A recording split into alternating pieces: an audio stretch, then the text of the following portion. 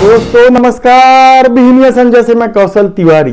5 दशक तक कांग्रेस के लिए अपना खून पसीना बहाने वाले कश्मीरी नेता गुलाम नबी आजाद ने कांग्रेस छोड़ दी और अपने बेटे के साथ नई पार्टी बनाने की घोषणा भी कर दी। लंबे समय से गुलाम नबी आजाद पार्टी से नाराज चल रहे थे और राज्यसभा में जब उनका विदाई समारोह हो रहा था तब प्रधानमंत्री नरेंद्र मोदी ने आंसू बहाए थे। ये सब अचानक नहीं हुआ था। धारा 370 के बाद जिस तरीके से कश्मीर में सत्ता बनाने की रणनीति थी, यह उसका एक खेल है कहा जाए तो गलत नहीं होगा। पंजाब में जिस तरीके से कैप्टन अमरिंदर सिंह भाजपा की खिलाफत करते रहे, उनसे कभी समझौता नहीं करने की बात करते रहे और समझौता करना पड़ा या किए कहना चाहिए, वही क्या खेल भाजपा को जम्मू कश्मीर में सत्ता के लिए गुलाम नबी आजाद की जरूरत है।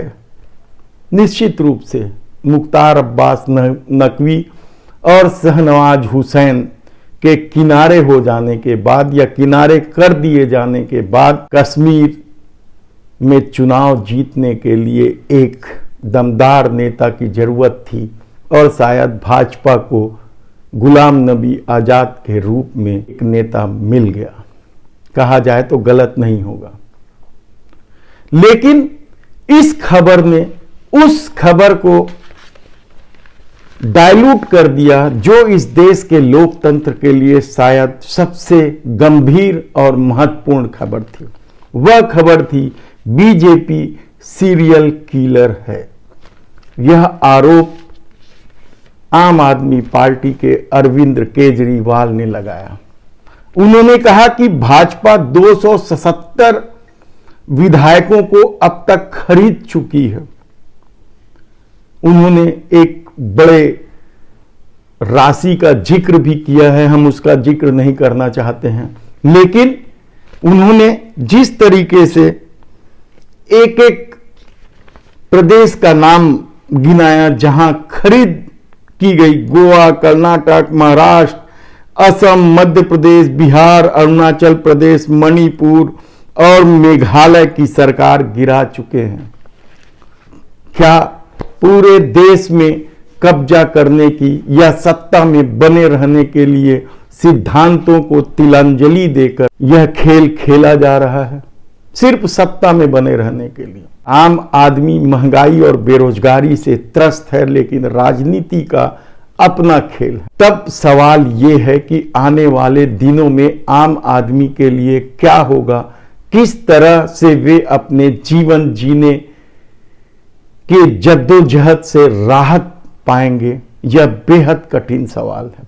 लेकिन सबसे बड़ा सवाल तो यही है कि क्या सचमुच भाजपा सीरियल किलर हो चुकी है। आप देखेंगे तो विधायकों की बात नहीं है, उन्होंने तो केवल विधायकों की संख्या गिनी है। 303 भाजपा के जो लोकसभा में विधायक है, उसमें से कितने ही सांसद, कई दर्जन सांसद दूसरे विचारधारा से आए हैं। क्या उन्हें भी खरीदा गया है? सवाल बेहद ही गंभीर और महत्वपूर्ण है। और बचे हुए राज्य कांग्रेस के, उन्हें भी डिस्टर्ब किया जा रहा है। झारखंड, राजस्थान, छत्तीसगढ़, बिहार में अभी अभी बना है। क्या सब कुछ अपने में भाजपा समेट लेना चाहती है सिर्फ सत्ता में बने रहने के लिए? रोजगार को लेकर भाजपा ने छत्तीसगढ़ में जबरदस्त प्रदर्शन किया और इस प्रदर्शन के दौरान उन्होंने भूपेश बघेल के कट आउट को जिस तरीके से भाजपा का पट्टा पहनाया और तालियां बजाई, किलकारी मांगी, उसके वीडियो वायरल हो रहे हैं। हम आपको तस्वीर दिखा रहे हैं। क्या इस तरीके का खेल पूरे देश में चल रहा है? क्या कांग्रेस में सिर्फ कुछ ही लोग रह जाएंगे, बाकी सबको साम दाम दंड भेद की नीति के तहत भाजपा में शामिल कर लिया जाएगा? यह सवाल लोकतंत्र के लिए इतना महत्वपूर्ण है और गंभीर है कि शायद आप सोच नहीं सकते। आप देखिए, पार्टी से निकलने वाले तमाम नेताओं के निशाने पर राहुल गांधी रहते हैं, क्योंकि कांग्रेस के भीतर राहुल गांधी ने जो बदलाव किया है और प्रधानमंत्री नरेंद्र मोदी के खिलाफ सबसे ज्यादा हमलावर रहे हैं, तो उन्हें ही निशाने पर बनाया गया। और यह सारा खेल र्यूमर स्पीड सोसाइटी के द्वारा किया गया कहा जाए तो गलत नहीं होगा। हालांकि वे खुद अभी हाशिए में चले गए हैं। नरेंद्र मोदी और अमित शाह की जोड़ी ने खुद उन्हें हाशिए पर रख दिया है, लेकिन इस सोसाइटी ने जो खेल खेला, उस खेल के तहत विपक्ष के नेता को या तो खरीद लो और जो नहीं बिक रहे हैं उन्हें बदनाम कर दो। इस रणनीति के तहत शासन पर बने रहने की जो राजनीति शुरू हुई है, वह आम आदमी के लिए कठिन होता जा रहा है, आम आदमी के लिए मुश्किल होता जा रहा है। महंगाई चरम पर है। दूध, दही, पनीर, मुर्रा, गुड़ जैसे खाद्यान्न वस्तुओं पर जीएसटी लगाकर आम आदमी के जेब में जो डाका डाला जा रहा है और कारपोरेट सेक्टर को लगातार छूट दी जा रही है, उसकी अपनी एक अलग कहानी है। 10 लाख करोड़ यदि राइट ऑफ हो जाए, उद्योगपतियों के माफ कर दिए जाए, 90,000 करोड़ रुपए केवल 255 उद्योगपतियों की रहीसी के लिए छोड़ दिया जाए, तब फिर आम आदमी के लिए क्या बचता है? उनसे तो टैक्स वसूल कर ही सरकारी खजाना भरा जाएगा।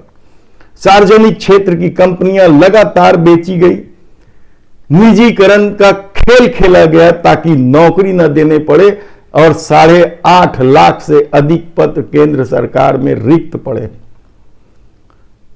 आप सोचिए कि देश किस दिशा में जा रहा है, देश के आम लोगों को किस तरह की तकलीफ का सामना करना पड़ रहा है। दूसरी तरफ छत्तीसगढ़ में कर्मचारी अधिकारी फेडरेशन का हड़ताल लंबा खींचा चला जा रहा है। स्कूली सफाई कर्मचारियों को 300 रुपए देने की घोषणा मुख्यमंत्री ने की और वे हड़ताल समाप्त कर दिए। इससे पहले वही स्कूली सफाई कर्मचारी उस 300 रुपए के ऑफर को ठुकरा चुके थे, लेकिन शायद वे हड़ताल करते थक गए थे और वे वापस 300 रुपए में मान गए और स्कूली सफाई कर्मचारियों का 5-6 महीने से चल रहा आंदोलन समाप्त हो गया। लेकिन कर्मचारी अधिकारी फेडरेशन लगातार आंदोलन कर रहे हैं और कल उन लोगों ने बाइक रैली निकाली जिसे रास्ते में रोक दिया गया।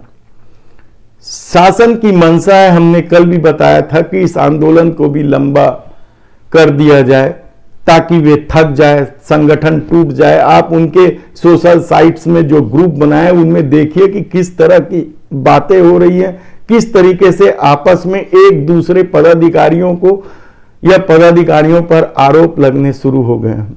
जो आंदोलन में शामिल नहीं हुए हैं उनको लेकर भी गाली गलौज की जा रही है, कहा जाए तो गलत नहीं होगा। यानी एक ढंग से कर्मचारी अधिकारी फेडरेशन में जो एकता थी उसमें दरारें आना शुरू हो गई है, लेकिन आंदोलन अभी चल रहा है। 2 दिन छुट्टी है, शनिवार रविवार, उसके बाद भी उन्होंने कहा है कि धरना प्रदर्शन वे करते रहेंगे। दूसरी तरफ नियमितीकरण की मांग को लेकर बड़े आंदोलन की तैयारी जो चल रही है, उसके तहत लोक निर्माण विभाग और बिजली विभाग के पदाधिकारियों ने, कुछ संगठन के पदाधिकारियों ने आंदोलन में हफ्ता भर से बैठे वन कर्मचारियों से बात की। वन कर्मचारी नियमितीकरण की मांग और स्थायीकरण की मांग को लेकर पिछले 1 हफ्ता से आंदोलनरत हैं। अब इस आंदोलन में ड्राइवर सहित दूसरे कर्मचारी भी शामिल हो गए हैं, जिससे आंदोलन तो बढ़ा ही है, वन अफसरों के सामने नई तरह की दिक्कत शुरू हो गई है, उनके कामकाज प्रभावित हो रहे हैं। ऐसे में क्या कुछ होगा यह देखने वाली बात होगी कि वन कर्मचारी किस तरीके से आंदोलन को लेकर शासन का ध्यान आकर्षित करते हैं और अपनी मांगे पूरी करवाते हैं। धन्यवाद।